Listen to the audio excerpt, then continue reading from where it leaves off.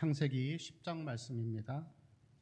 1절부터 32절까지 우리 한 절씩 말씀을 교독하도록 하겠습니다. 1절을 제가 먼저 읽겠습니다. 노아의 아들 셈과 함과 야벳의 족보는 이러하니라. 홍수 후에 그들이 아들들을 낳았으니 야벳의 아들은 고멜과 마곡과 마대와 야완과 투발과 메섹과 디라스. 고멜의 아들은 아스그나스와 리밧과 도갈마요. 야완의 아들은 엘리사와 달시스와 기띔과 도단임이라. 이들로부터 여러 나라 백성으로 나뉘어서 각기 언어와 종족과 나라대로 바닷가의 땅에 머물렀더라. 함의 아들은 구스와 이스라엘과 붓과 가나안이요. 구스의 아들은 스바와 하일라와 삽다와 라하마 삽드가요. 라하마의 아들은 스바와 드단이며 또 니므롯을 낳았으니 그는 세상의 첫 용사라. 그가 여호와 앞에서 용감한 사냥꾼이 되었으므로 속담에 이르기를 아무는 여호와 앞에 니므롯같이 용감한 사냥꾼이로다 하더라. 그의 나라는 시안할 땅의 바벨과 에렉과 악갓과 갈레에서 시작되었으며 그가 그 땅에서 아수르로 나아가 니느웨와 르호보딜과 갈라와 및 니느웨와 갈라 사이에 레센을 건설하였으니 이는 큰 성읍이라. 미스라임은 로딘과 아남임과 르압임과 납두임과 바두르심과 가슬로임과 갑도림을 낳았더라. 가슬로임에게서 블레셋이 나왔더라. 가나안은 장자 시누돈과 헷을 낳고 요브스 족속과 무리 족속과 기르가스 족속과 히위 족속과 알가 족속과 신 족속과 아르와 족속과 스말 족속과 하맛 족속을 낳았더니 이후로 가나안 자손의 흩어져 나아갔더라. 가나안의 경계는 시돈에서부터 그라를 지나 가사까지와 소돔과 고모라와 아드마와 스보임을 지나 라사까지였더라. 이들은 함의 자손이라 각기 족속과 언어와 지방과 나라대로였더라.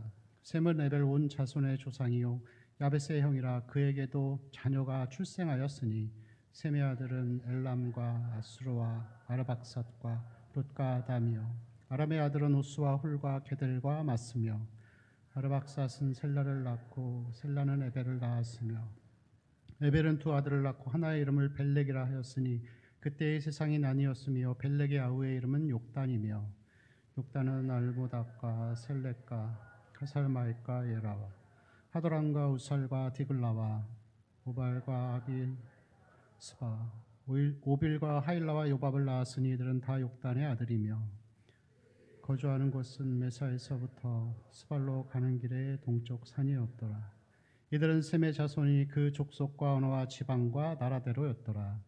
이들은 그 백성들의 족보에 따르면 노아 자손의 족속들이요 홍수 후에 이들에게서 그 땅의 백성들이 나뉘었더라. 아멘.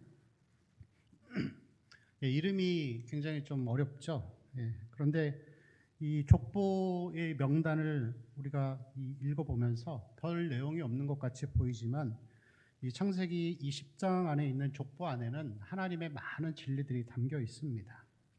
여기서 나오는 첫 번째 이 야벳의 이 자손은 14명이었고 그 다음 함의 자손은 30명 그리고 셈의 자손은 26명입니다. 그래서 26, 30, 14 빨리 더해보세요. 그럼 몇이죠? 70입니다. 70은 야곱의 가족이 이 자기 식소들을 이끌고 애굽에 들어갈 때의 그 숫자와 일치합니다. 그래서 이 70이라는 숫자는 전체성이라는 의미를 갖고 있죠. 그래서 이 족보 70명의 족보는 하나님이 말씀하신 이 생육하고 번성하는 것이 이제 곧 노아의 후손들을 통해서 온 인류가 이렇게 퍼지고 번성해 간다라는 것을 보여주고 있습니다. 여기서 이제 나뉘어지게 되는데 야벳의 자손은 유럽과 인도 쪽에 주로 백인들 계통으로 이렇게 발달을 하게 됩니다. 그리고 이 함의 자손들은 아프리카, 애굽 이런 곳에 있는 사람들, 그래서 주로 흑인종들을 이야기하는 것이죠. 그리고 셈의 후손은 이제 대체로 이스라엘을 비롯해서 어떤 황인종 계통의 그러한 사람들을 보여주고 있습니다. 이 족보라는 것은 두 가지의 특징이 있는데 하나는 확실성의 기록입니다. 확실한 거죠. 여러분 족보를 가짜로 쓰진 않잖아요. 부모 그리고 할아버지 그 이상 그 족보를 이름 그대로 기록했다라고 하는 것은 확실하다라는 것을 우리에게 보여주는 것입니다. 여러분, 세상에 있는 사람들은 불확실성과 이론과 추론과 그러한 삶을 살아가게 됩니다. 불명확한 삶을 살아가죠. 그래서 바람에 나는 겨와 같은 삶을 살지만 그리스도인의 삶은 확실성의 삶이죠. 하나님께서 우리를 나무를 뽑으셔서 시냇가에 심겨진 나무라고 하셨습니다. 그래서 하나님은 우리를 구원하신 이후부터 우리가 끝까지 죽을 때까지 하나님은 우리를 확실하게 지켜주시고 보호해 주신다는 것을 보여주죠. 그리고 죽음 이후에도 영생이 시작되고 있음을 우리에게 확실하게 말씀하고 있습니다. 두 번째, 이 족보의 특징은 반드시 일어난 일입니다. 반드시 일어난 일이죠. 자, 노아가 자기의 자녀들에게 축복의 언약과 저주의 언약을 이 전장에서 하는 것을 볼 수가 있죠. 자, 그런데 이 첫 번째 자녀들을 향한 축복과 저주가 이제 실현되는 장면인데, 우리 21절 말씀 한번 21절 22절 같이 읽어볼게요. 시작. 셈은 에벨 온 자손의 조상이요 야벳의 형이라. 그에게도 자녀가 출생하였으니 셈의 아들은 엘람과 아수르와 아르박삿과 룻과 아람이요. 21절을 한번 다시 보여주시겠어요? 자, 셈은 누구의 자손의 조상이라고요? 에벨 온 자손의 조상이다. 그럼 여러분, 에벨은 셈의 아들일까요? 그렇지 않습니다. 22절에 읽었지만 에벨은 누구냐면은 셈의 4대손이에요. 셈의 아들의 아들의 아들이죠. 그래서 에벨에게 있어서 셈은 고조 할아버지입니다.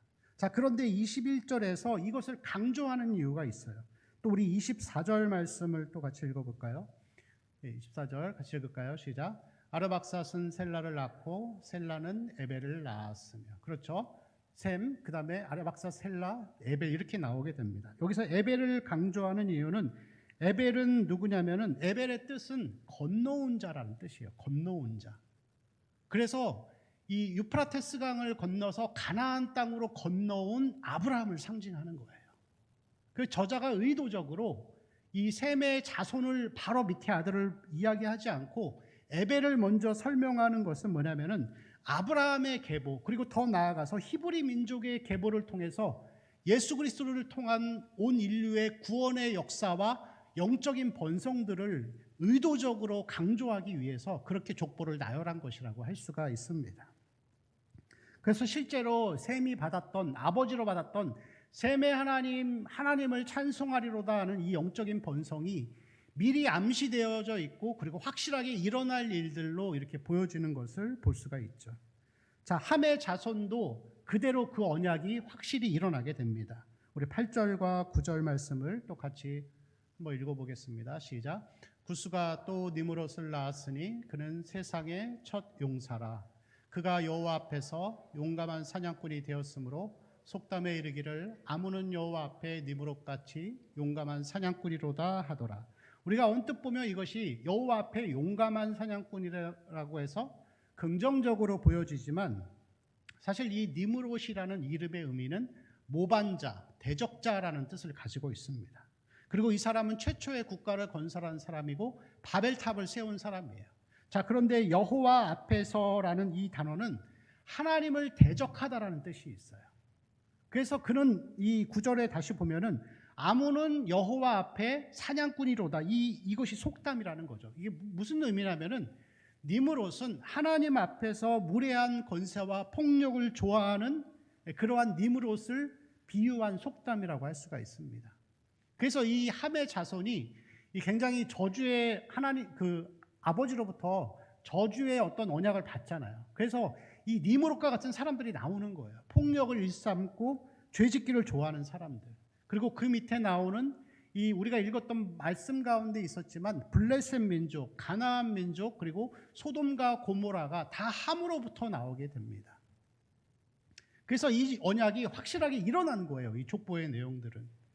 여러분, 우리 그리스도인들의 삶도 그렇습니다. 우리가 은혜로 구원을 받았지만 구원 이후에 우리의 삶은 하나님이 축복과 저주를 주셨어요. 축복과 저주와 생명과 죽음을 주었으니 너희가 그 길을 선택하라라고 말씀하십니다. 우리가 하나님 앞에 서서 계속해서 옳은 길을 가면은 셈의 자손과 같은 영적인 번성함이 있을 거예요. 그러나 여러분 반대로 우리가 함의 길을 택하고 세상적 방식을 택해서 나아가면은 반드시 여러분 거기에 대한 우린 결과를 또 얻게 되어 있습니다. 그래서 우리는 선택을 잘해야 하고 영적인 번성함을 향해 나아가는 것을 늘 선택하는 삶이 되어야 할 줄로 믿습니다. 자녀 교육, 결혼 이런 문제들, 자녀를 교육할 때 여러분 하나님 중심으로 키울 것인지 아니면 그것보다 세상 성공을 위해 공부를 더 강조할 것인지 선택하는 거예요. 그리고 선택의 결과물은 1, 2년 안에 나타나지는 않아요. 오랜 시간이 지나고 나면 반드시 그 결과가 나타나게 되어 있습니다. 그리고 거기에 대한 책임도 내가 지는 거예요. 그렇기 때문에 여러분 우리는 하루하루 살아가면서 집을 잘 지어가야 돼요. 그리스도인은 집을 짓는 자들입니다. 예수 그리스도라는 반석 위에 짓지 않으면은 반드시 여러분 그거에 대한 결과를 우리는 감수하고 살아야 되는 것이죠. 그래서 항상 여러분 이 은혜의 길을 선택하시기를 바랍니다. 오늘 이 족보의 또 순서를 보면은 첫 번째 족보가 누가 나오냐면 야벳이 나옵니다. 셋째 아들이죠. 원래 순서는 뭐죠? 셈과 함과 야벳이에요. 그런데 셈과 함과 야벳이 아니라 야벳, 함, 셈 이렇게 나옵니다. 순서가 바뀌어 있어요. 자, 여기서 보면은 셈, 야벳 다음에 함이 나오죠. 함은 선택받지 못한 자의 자손입니다. 그런데 함 다음에 셈이 나와요. 여러분 이러한 순서를 보여주는 이유는 뭐냐면은 선택되지 못한 자들의 계보는 항상 선택된 자 앞에 놓여지는 것을 볼 수가 있습니다. 원래 족보대로 나오지 않고 순서가 바뀌어 있는 것이죠. 그래서 보면은 이 셋의 후손들을 이야기하기 전에 가인의 족보가 먼저 나옵니다. 이삭의 족보가 나오기 전에 이스마엘의 족보가 먼저 나와요. 그리고 야곱의 족보가 나오기 전에 에서에 대한 내용들이 먼저 나오는 것을 볼 수가 있습니다. 그럼 여러분 순서를 왜 바꿀까요? 원래 족보는 할아버지, 아들, 손자 이렇게 가야 되는데 순서를 바꾸는 이유는 역순으로 하는 이유는 마지막의 것을 가장 돋보이게 하기 위해서 그러는 거예요. 셈을 가장 돋보이게 하는 것입니다. 그래서 이 마태복음 1장에도 계보가 나오죠. 누구로부터 시작하죠? 아브라함으로부터 시작하죠. 42대 손이 나오는데 마지막은 누구시죠? 예수 그리스도라. 이 족보가 강조하는 것은 예수 그리스도를 강조하기 위한 것입니다. 누가복음 3장에도 계보가 나오는데 예수 그리스도로부터 시작하죠. 근데 마지막은 누구죠? 그 위는 하나님이더라. 하나님을 강조하기 위해서 그렇게 나오는 것이라고 할 수가 있습니다.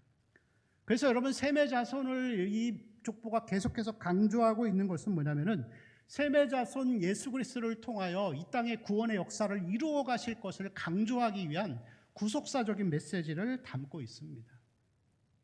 여러분 우리의 그리스도인들의 삶은 예수 그리스도를 알고 또 이 땅에서 영적인 지식들을 채워가고 또 믿음의 삶을 살아가는 것이 이 땅에서 가장 귀한 것입니다.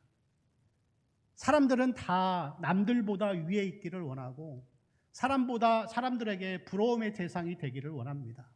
함의 자손과 같이 많은 물질을 이루고 많은 세력들을 이루기를 원하지만 그러나 여러분 최고의 귀한 것은 영적인 번성함을 이뤄가는 삶이라고 할 수가 있습니다.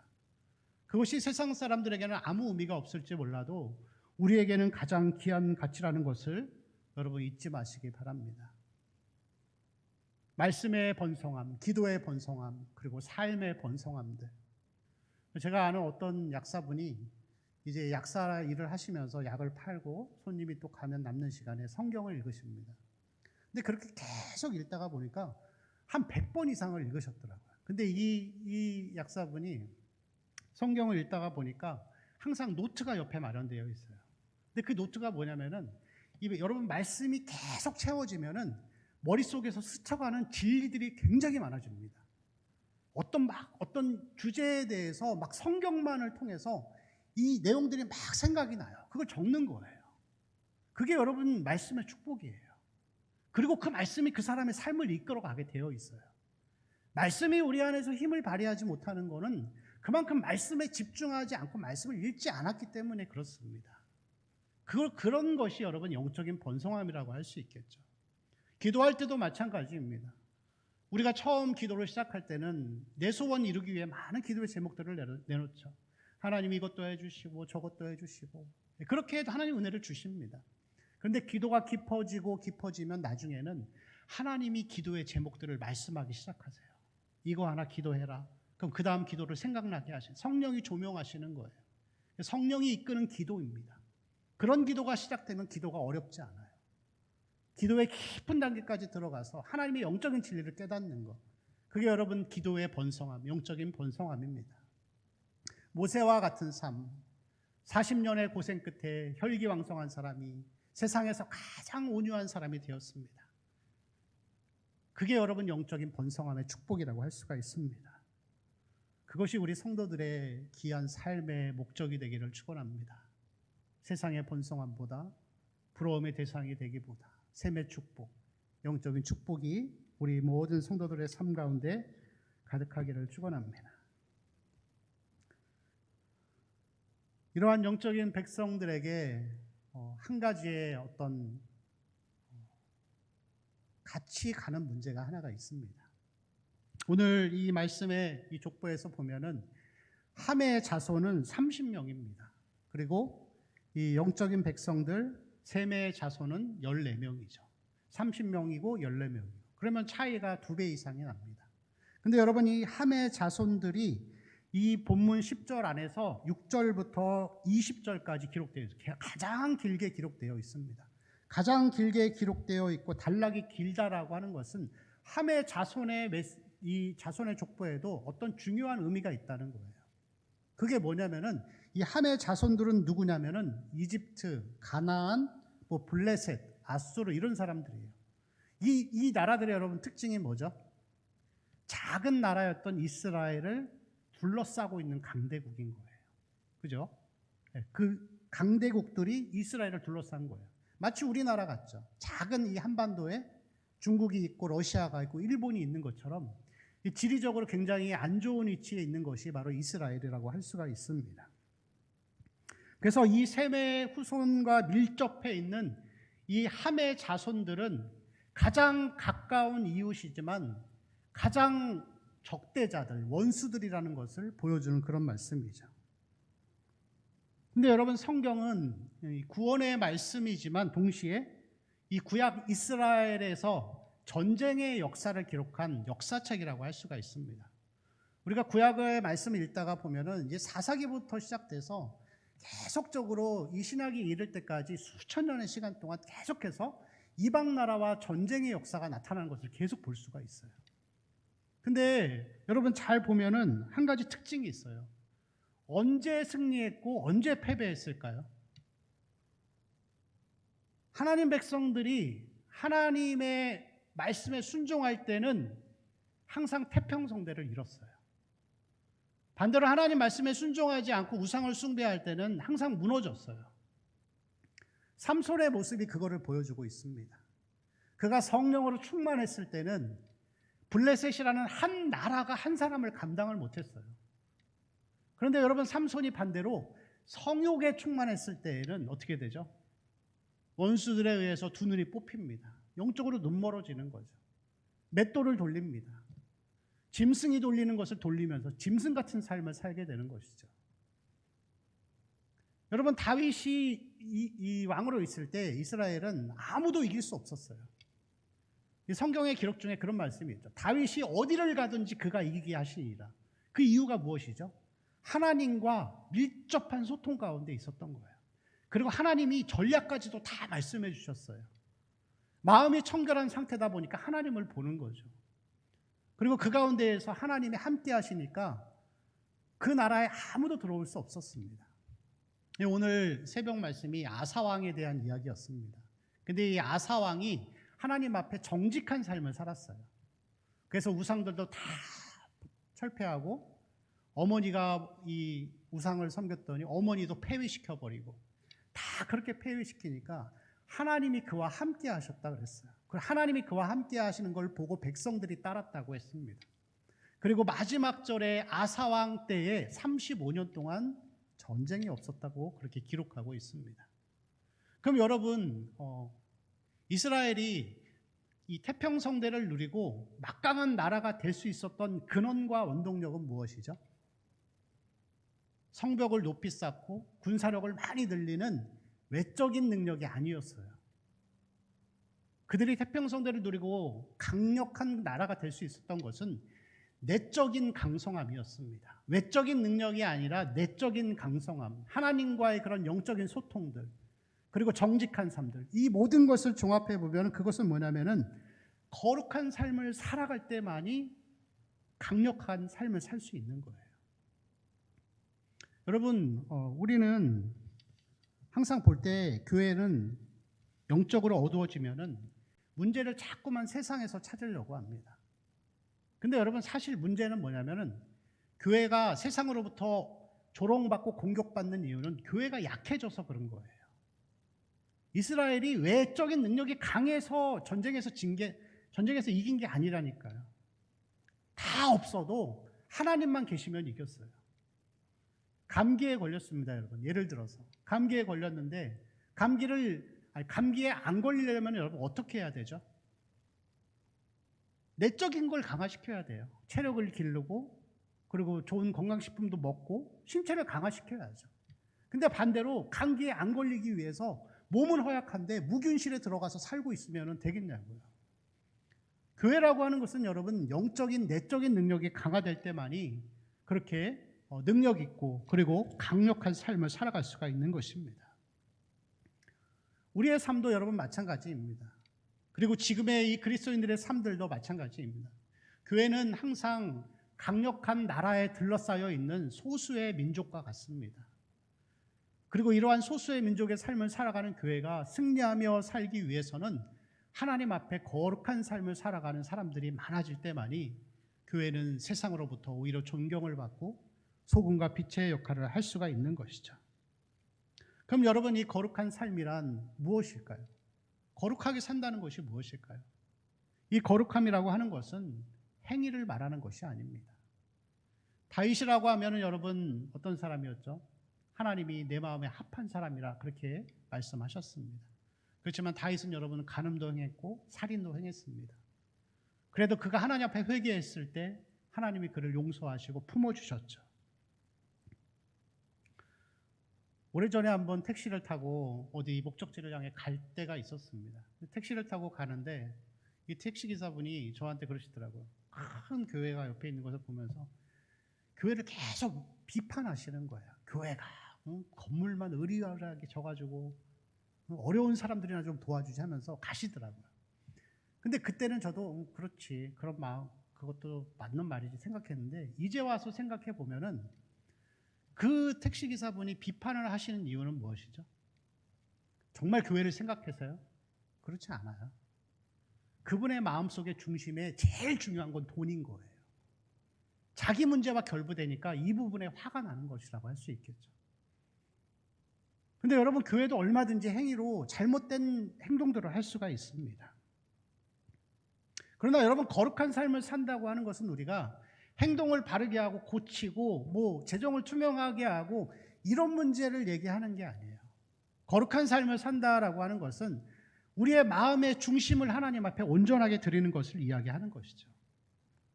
여러분, 하나님이 사울을 왜 버리셨죠? 사울을 버리신 결정적인 계기는 그전에도 많은 잘못들을 했지만 아말렉 전쟁을 할 때 하나님 분명히 말씀하셨어요. 다 진멸해라. 근데 여러분, 사울이 어떻게 하죠? 자기 딴에는 하나님 앞에 좋은 것 드리고 싶어가지고 좋은 것들은 남겨오는 거예요. 하나님의 명령이 내려졌는데 자기 뜻대로 생각을 바꾼 거예요. 하나님의 명령이 내려졌는데 자기 생각대로 결정하고 판단한 거예요. 여러분, 그게 타락한 거예요. 그게 죄인 거예요. 그럼 여러분, 반대로 다윗은 어떻죠? 행동의 죄가 아니라 마음을 봤을 때 다윗이 사울에게 7년을 쫓겨다니면서 엄청난 고통을 당했습니다. 그런데 하루는 사울이 다윗을 쫓다가 한 굴에 들어가게 되죠.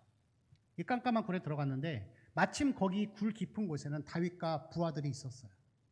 그리고 이 사울이 이를 보는 동안에 얼마든지 다윗이 그 사울을 죽일 수 있었어요. 그죠? 그럼 죽일 수 있다면 자기 판단과 자기 목적을 위해 사는 사람은 어떻게 생각할까요? 일생일대의 기회인 거예요. 내가 왕이 될 수 있는 기회가 된 거예요. 근데 다윗이 어떻게 하죠? 하나님의 때를 기다려요. 자기 목적을 바로 이룰 수 있어요. 아무도 뭐라고 안 해요. 왕을 죽이고 자기가 왕이 될 수 있는 일생일대의 기회가 왔는데 옷자락을 하나 베고서는 마음에 찔려서 하나님의 때를 기다립니다. 하나님이 일하실 그날을 기다리면서 내 결정, 내 이익을 위해 결정하는 게 아니라 하나님의 때를 기다리며 하나님의 결정을 기다리며 사는 거예요. 그래서 여러분, 거룩한 삶은 마음의 중심의 문제입니다. 외모는, 사람은 외모를 보지만 하나님은 우리의 마음의 중심을 보시는 것입니다. 그런데 여러분, 중요한 거는 뭐냐면은 내가 결정하고 선택하는 것이 나의 이익을 위한 것인지 하나님을 위한 것인지 우리 스스로도 모를 수가 있어요. 모를 수가 있기 때문에 우리가 해야 되는 게 뭐냐면 자기 성찰의 삶을 살아야 되는 거예요. 회개하는 삶을 살아야 되는 거예요. 내가 오늘 살았던 오늘 하루의 삶의 모습들은 하나님 앞에 합당한 것인가? 내가 했던 행동들은 하나님 앞에 옳았던 것일까? 내가 했던 결정들은 하나님 앞에 영광이 되는 것이었는가? 그것을 우리가 자꾸만 들어보는 삶이 되어야 하는 것이죠. 그래서 여러분, 진짜로 마음의 중심이 하나님께 있는 사람은 회개의 삶으로 반드시 연결되게 되어 있어요. 사울은 많은 잘못을 했어요. 하나님이 분명히 회개했으면 용서해 주셨을 거예요. 근데 사울은 나중에 어떻게 하죠? 스스로 죽음을 선택합니다. 뉘우쳤을지 모르지만 죽음을 선택합니다. 가룟 유다도 뉘우쳤지만 회개하진 않고 죽음을 택합니다. 그러나 베드로는 회개하고 돌아옵니다. 다윗도 회개하고 돌아와서 시편 51편을 지으면서 자기 자신을 철저하게 하나님 앞에 내려놓는 그러한 삶을 살아가게 되는 것이죠. 그럼 여러분, 또 이 회개는 또 무슨 뜻일까요? 잘못을 용서해달라고 죄 짓고 밖에 나가서 또 죄 짓는 거? 근데 여러분, 우리가 회개할 때 내가 이것을 회개합니다 하지만 그것을 회개하고 그것을 다시 짓지 않는 게 회개인데, 그럼 여러분 다시 나가서 안 짓나요, 그 죄를? 아무도 그럴 수 없어요. 왜냐하면 우리 안에 죄성이 있기 때문에. 그럼 여러분, 회개한다라고 하는 이 삶의 의미는 뭐냐면은 심령의 가난함과 애통함이에요. 우리는 자꾸 마음의 죄들을 비워내고 싶고 가난해지고 싶은데, 아름다운 여인을 보면 음욕이 들어오고 좋은 차가 보이면은 무욕이 들어오고, 이게 내가 원하지 않아도 눈에 보여지는 모습들, TV를 보면서 그것들이 자꾸 채워지는 것이 자꾸만 속상하고 안타까워서 하나님 앞에 애통하며 울며 나의 한계를 드러내고, 그렇기 때문에 예수 그리스도의 십자가 보혈만을 의지하면서 살려고 하는 매일매일의 마음의 자세가 여러분 회개하는 거예요. 하나님, 저는 늘 부족합니다. 나는 언제든지 죄 지을 수 있는 인간입니다. 성경이 우리를 가리켜서 우리를 거름더미라고 표현하고 있습니다. 좋게 표현해서 거름더미지 우리는 똥덩어리입니다. 돌아서면 죄 짓고 돌아서면 죄 짓고. 그런데 여러분, 하나님은 죄 짓는 것을 중요하게 여기지 않고 마음의 중심에서 하나님을 선택하고, 그리고 마음의 중심에서 회개하고 회개하는 가운데 애통하는 마음을 갖고 사는 자를 거룩한 사람이라고, 거룩한 백성이라고 하나님은 그렇게 표현하고 있는 것입니다. 여러분, 교회 안에 이러한 회개하는 자, 하나님 중심으로 살고자 하는 자가 많아질 때 하나님의 은혜가, 하나님의 영광이 교회 안에 나타나기 시작하는 것입니다. 여러분, 오늘날은 이 자기 성찰이 별로 인기가 없습니다. 기독교의 역사를 보면은 초대교회로부터 시작하여서 17세기까지는 영적 대각성의 시대였어요. 그래서 다 회개하고 하나님 앞에 엎드리는 그런 시간들. 베드로가 설교했을 때 우리가 회개하고 예수를 믿으라고 하면서 마음에 찔려 회개했던 그런 일들이 1700년 동안 계속 있었어요. 대각성의 시대였죠. 그런데 18세기부터 지금까지는 전도의 시대예요. 전도의 시대라는 게 전도가 나쁘다라는 게 아니라 영적 대각성, 내적인 지향성을 벗어버리고 이제 외적인 뻗어감, 교회의 사이즈를 늘려가고 많은 사람들을 교회에 모이게 하는 일들이 시작되면서 이 영적 대각성의 운동이 없어지기 시작한 거예요. 그러다 보니까 지금은 뭘 회개해야 될지도 모르는 영적인 정말 극심한 무지 가운데 우리가 살아가고 있는 것을 볼 수가 있습니다. 전도의 시대가 되었을 때 지금 이 교회 안에 가장 심각한 부작용은 뭐냐면은 성도들이 교회에 대한 소속감이 없어요. 그래서 교회의 수평 이동이 많아지는 거예요.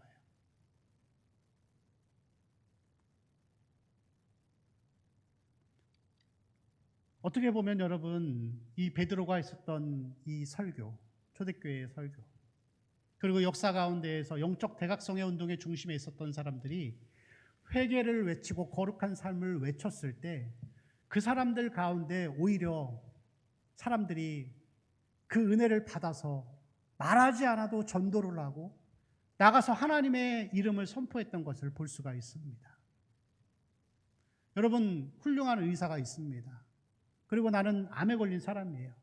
병원에서는 가망이 없다고 하는데 그 의사를 어떻게 힘들게 찾아가서 진료를 받고 치료를 받았더니 암이 깨끗하게 나은 거예요. 그럼 여러분, 그 사람을 칭찬하고 그 의사가 평생의 은인이 되겠죠. 근데 여러분 생각해 보세요. 내 주변에 내 이웃 가운데 가족 가운데 암 환자가 있어요. 그럼 여러분 어떻게 하시겠어요? 그 의사 소개시켜주고 억지로라도 데려갈 거예요.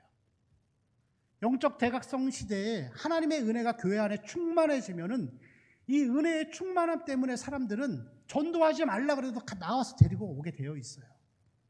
세상이 줄 수 없는 은혜가 있는데 왜 안 데려오겠어요? 영적으로 메말라 있고 그러니까 교회도 어려워지는 그런 상황 가운데 있습니다. 지금은 어떻게 보면은 전도보다는 다시 교회가 성장보다 성숙을 위해 그렇게 집중해야 될 때라고 믿습니다.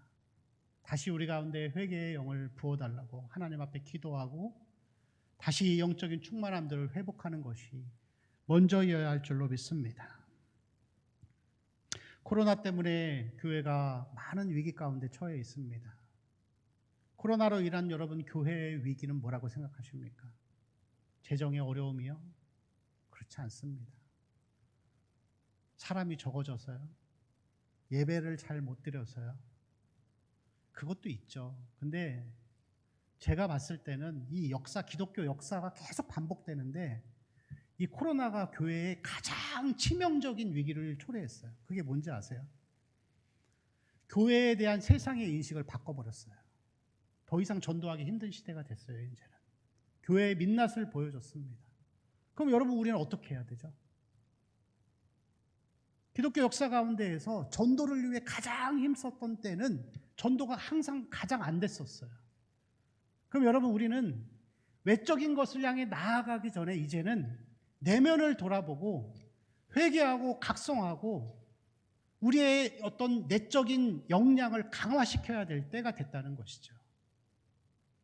우리의 삶부터 먼저 하나님 앞에 우리 자신을 돌아보고 내 삶이 하나님 중심의 선택을 하고 있는지, 내 거를 위해서, 내 이익을 위해서 살고 있는지를 우리 먼저 점검해야 할 줄로 믿습니다. 굉장히 중요한 부분입니다. 여러분, 우리의 삶이 하나님의 그 충만한 소망과 영광을 누리기 위해서 우리는 다시 한번 하나님 앞에 회개하고 십자가 앞으로 나아가는 우리 성도들의 삶이 되어야 할 줄로 믿습니다. 세상을 보기 전에 우리 자신을 먼저 보고 우리 자신이 먼저 하나님 앞에 애통하며 나아가는 우리 성도들의 삶이 되시기를 축원합니다. 우리 같이 기도하실 때 하나님 주신 말씀을 기억하면서 함께 기도하시고 또 교회를 위해서 또 모든 어려운 문제들을 위해서 같이 기도하시고 또 환우들을 위해서도 또 우리 모든 영적 대각성과 또 성령의 기름 부으심을 위해서 또 생각나는 모든 기도의 제목을 놓고 주여 한번 부르고 기도하겠습니다. 주여, 살아계신